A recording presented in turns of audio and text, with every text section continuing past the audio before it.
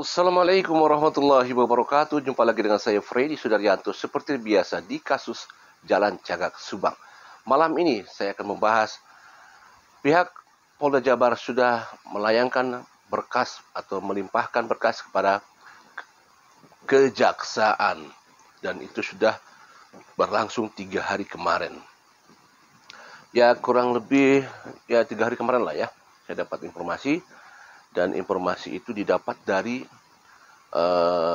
harian Tribun ya, Tribun Jabar.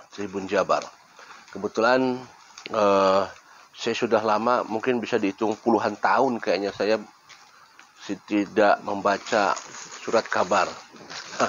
Ini kebetulan saya baca surat kabar Tribun Jabar. Sudah lama tidak baca koran ya, Masya Allah. Jadi kangen juga nih sama baca koran gitu ya. Ini Tribun Jabar. Sudah lama saya tidak. Baik, saya akan ini ya bacakan. Nah, di sini. Tuh. Yang ini. Nah. Yang ini. Baik, saya bacakan ya. Tapi harus di center karena tidak terbaca. Polda Jabar sudah limpahkan kasus Subang ke Kejaksaan. Bandung Tribun. Berkas kasus pembunuhan ibu dan anak di Kabupaten Subang telah dilimpahkan Polda Jabar ke Kejaksaan Tinggi Kejati Jabar. Berkas perkara sudah dilimpahkan semua ke Jaksa Penuntut Umum atau JPU 3 hari lalu. Itu ada 4 berkas, ujar Dirkrim Polda Jabar, Kombes Pol Surawan saat dihubungi lewat telepon. Hari Sabtu tanggal 2 bulan Desember. Berarti kemarin ya, Sabtu ya. Dikatakan Bapak Surawan, keempat berkas perkara itu terpisah masing-masing untuk Yosep Hidayah,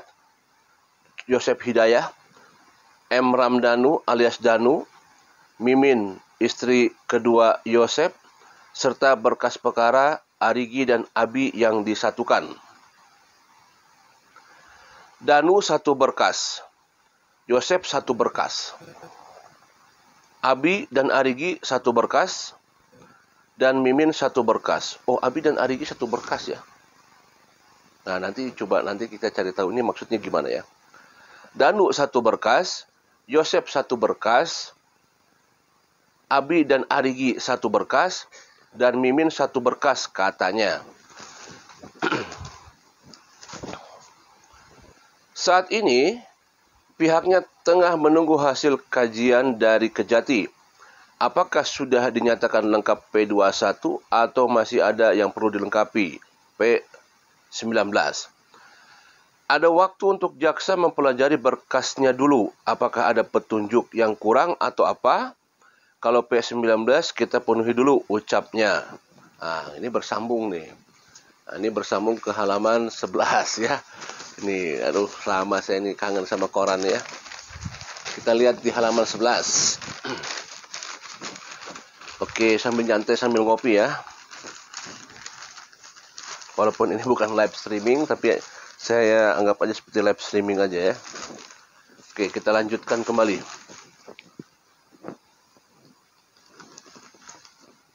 Polda Jabar melakukan rekonstruksi pembunuhan Ibu Tuti Suhartini dan anaknya Amelia Mustika Ratu di Jalan Cagak Subang. Dalam rekonstruksi kasus Subang itu, terungkap cara Yosep menghabisi nyawa istrinya, Tuti Suhartini dan putrinya, Amelia Mustika Ratu. Yosep mengeksekusi istri dan putrinya menggunakan stik golok dan golok. Wah, luar biasa nih ya.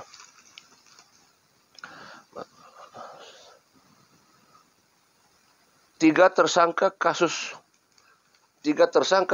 pembunuhan ibu dan anak di Kabupaten Subang belum ditahan Direktorat Reserse Kriminal Umum Ditreskrimum. Ketiga tersangka itu yakni Mimin istri kedua Yosep serta 2 anaknya yaitu Arigi dan Abi. Mereka belum ditahan lantaran tengah menempuh peradilan di Pengadilan Negeri PN Bandung. Dirkrim Polda Jabar, Kombes Pol Surawan, mengaku siap menghadapi pra-peradilan yang dilayangkan ketiga tersangka itu. Kita hadapi itu dulu, tidak ada masalah. Gitu. Itu kan hak tersangka. Kita menetapkan tersangka pada orang. Dia punya hak juga untuk melakukan pra-peradilan, ujar Surawan. Menurutnya, pra-peradilan untuk mempengaruhi proses pelimpahan berkas perkara ke Kejaksaan Tinggi atau Kejati. Enggak, tetap berjalan. Kami sudah melimpahkan berkas perkara 3 hari lalu. Kita memisahkan menjadi 4 berkas semuanya, katanya. Justice Kolaborator. Direktorat Reserse Kriminal Umum Ditreskrim Polda Jabar memastikan M. Ramdhanu alias Danu mendapat pengamanan setelah pengajuan Justice Kolaborator atau GC dikabulkan Lembaga Perlindungan Saksi dan Korban LPSK. Dirkrim Polda Jabar Kombes Pol Surawan mengatakan pihaknya sudah berkoordinasi dengan LPSK untuk memberikan perlindungan kepada Ramdhanu. Kami sudah sampaikan pada LPSK bahwa selama ini Danu sudah mendapat pengamanan khusus dari kita. Kita tempatkan di tempat khusus dan juga keluarganya. Kita berikan pengamanan, ujar Surawan. Menurutnya, sejak ditetapkan tersangka Danu langsung ditetapkan di tempat atau yang disebut dengan safe house di Polda Jabar. Dari awal Danu datang kita simpan di tempat khusus, bukan di rutan Polda. Ya dari awal memang Ramdhanu ditempatkan khusus, bukan di rutan Polda. Ya, terpisah dengan Yosep katanya. Ahmad Taupan, kuasa hukum Danu mengatakan, berdasarkan keputusan sidang Mahkamah Pimpinan SMPL, Lembaga Perlindungan Saksi dan Korban LPSK, pada Senin 27 November 2023, memutuskan menerima permohonan perlindungan terhadap kliennya sebagai Justice Kolaborator atau GC. Ya, hasil sidang Mahkamah Pimpinan LPSK dikabulkan GC M. Ramdhanu alias Danu, ujar Ahmad Taupan, Jumat 1 Desember. Ahmad Taupan pun mengaku sudah bertemu dengan pimpinan LPSK serta Direktur Kriminal Umum Polda Jabar Kombes Pol Surawan, Nazmi Abdurrahman. Ya, itu ya. Jadi informasi dari satu ini tribun ya. Tribun dan berbentuk koran. Nah, ini tadi ya. Jadi kita lihat tadi bahwa berkas-berkasnya sudah disiapkan. Satu berkas, yaitu Pak Yosep satu berkas, Danu satu berkas, Ibu Mimin satu berkas, dan Abi Adigi satu berkas. Nah, nanti kita tunggu saja berkas-berkas yang sudah disampaikan oleh pihak Polda Jabar ke JPU 3 hari yang lalu. Tentunya ini dalam proses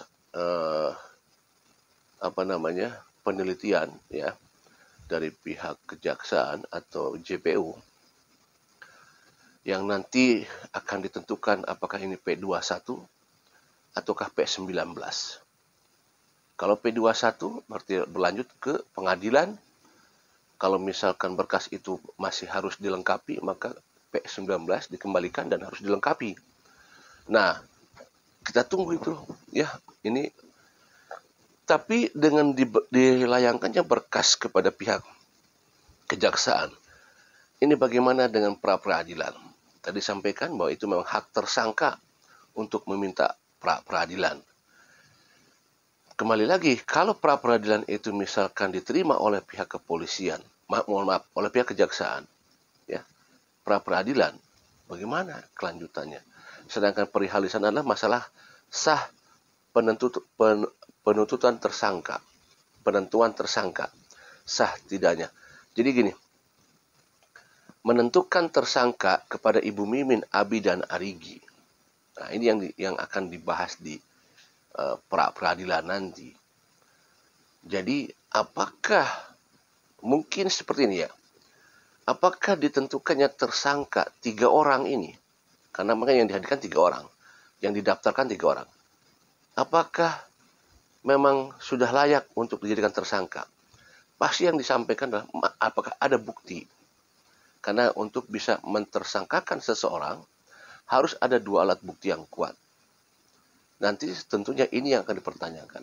Sementara kita tahu di media bahwa mereka sampai sekarang masih belum mengakui bahwa mereka ada di TKP. Artinya bahwa pada saat ditersangkakan oleh pihak kepolisian, yaitu atas dasar pengakuan saudara Ramdhanu bahwa mereka ada di TKP. Apakah ada data saintifik yang bisa mengatakan bahwa ketiga orang ini atau ketiga tersangka ini pada saat waktu jadi saksi ditetapkan jadi tersangka?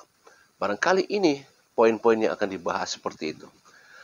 Kita tidak tahu apakah memang sudah ada alat bukti yang kuat dari pihak kepolisian untuk menetapkan ketiga tersangka ini, yaitu Ibu Mimin, Abi, dan Arigi.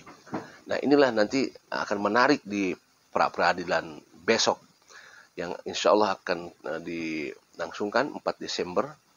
Walaupun katanya isu-isunya ada diundur, katanya isu-isunya, tapi saya tadi mendapatkan informasi dari beberapa pihak bahwa memang jadwalnya besok.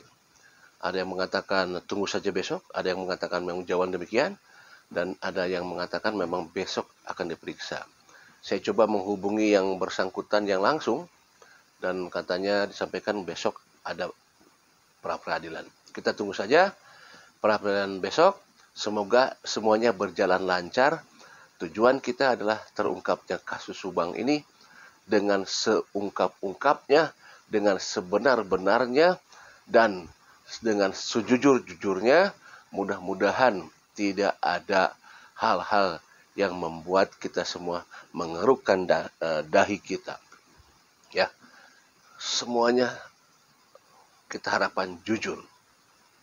Semuanya jujur.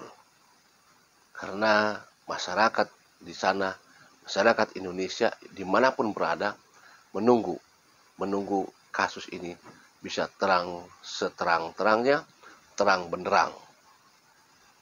Kita harapkan sekali lagi bahwa adanya informasi-informasi yang sebenarnya. Demikian malam ini materinya adalah pelimpahan berkas dari Polda Jabar atau penyidik ke Kejaksaan JPU. Assalamualaikum warahmatullahi wabarakatuh.